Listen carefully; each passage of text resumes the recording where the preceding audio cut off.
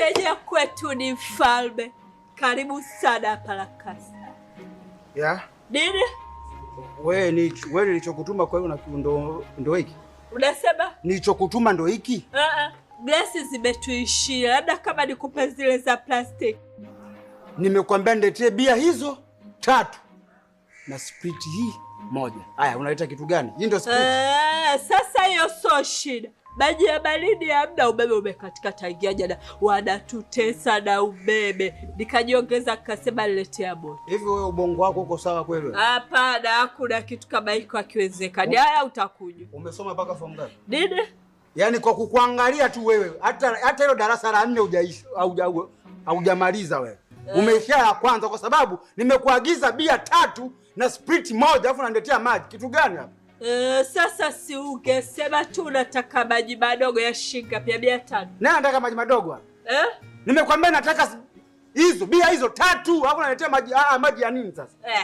Huyo sasa kama ulikuwa unataka kuhudumiwa na Sada ungesema Sada kafukuzwa kazi. Akipewa hela na mteja arudishe chechi anakula. Wasikia wewe? Nimekuja na mawazo yangu. Sitaki kelele na mtu. Takuja nikupige nipate kesi. Sawa? Takuvuruga. Ungeanza sasa hivi ingekuwa vizuri. Hadi mfano ukianza kunywa bia sasa hivi. Hadi gigiza kikiingia unakuwa umechangama. Kwa hiyo nikuvuruge? Labda shida. Ngoja lete sasa ngapi?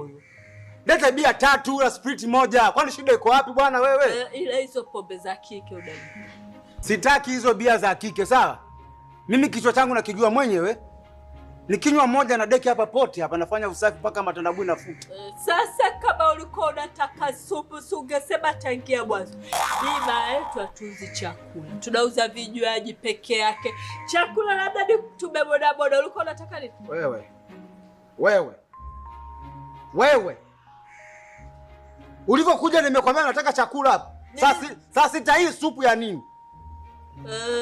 Sasa hivi ndio nimeanza kukwela. Nini? Wewe. Sikia. Niletee kitu ambacho nimekutuma.